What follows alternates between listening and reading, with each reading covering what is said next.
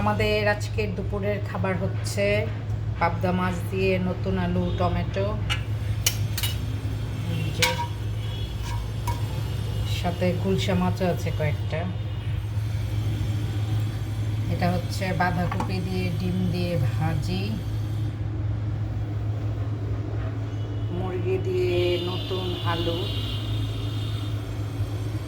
আর যেটা সব সময় থাকতেই হবে পাতলা ডাল, মুসুরি ডাল দিয়ে।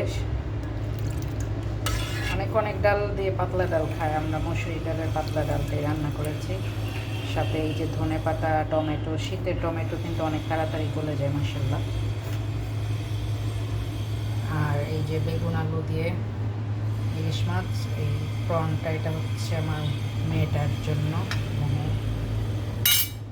এই হচ্ছে আমাদের আজকে দুপুরের খাবার।